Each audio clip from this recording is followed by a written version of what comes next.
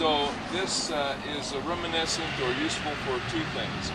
One is it reminds the children of Israel that while they were wandering in the wilderness for some 40 years, there was no permanent place. And so they lived in temporary dwellings. So this is reflective of that temporary dwelling. Second reason we have a booth at this time of year is because the harvest would be gathered, of course, in the October season, and people lived in walled cities for protection, but their harvest, of course, was some great distance away. So they would have to get up every morning and walk all the way out to their fields and work in the fields and walk all the way back. So during harvest season, you didn't want to waste the time walking. So you put up a little sukkah like this right next to your land, and they lived in it all during the harvest time.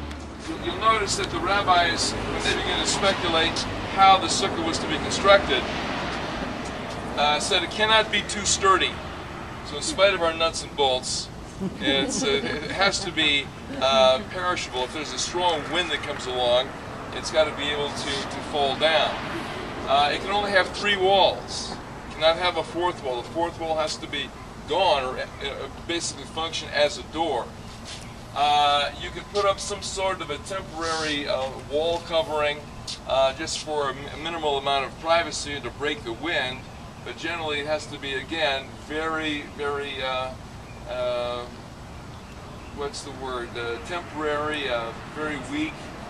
Across the top, you basically have to put palm branches across the top so that during the heat of the day, you could find some shade. Yet if there's a great rainstorm, you've got to be able to get soaked.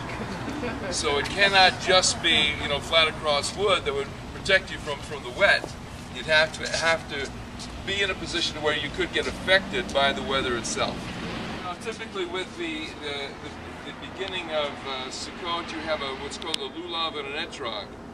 This is a palm branch together with a piece of myrtle and a citron, or an etrog, which is kind of like a lemon, except it's unique to the land of Israel. And all those that we see all over Phoenix today, and all the Jewish homes, are those that have actually been imported from Israel for this occasion.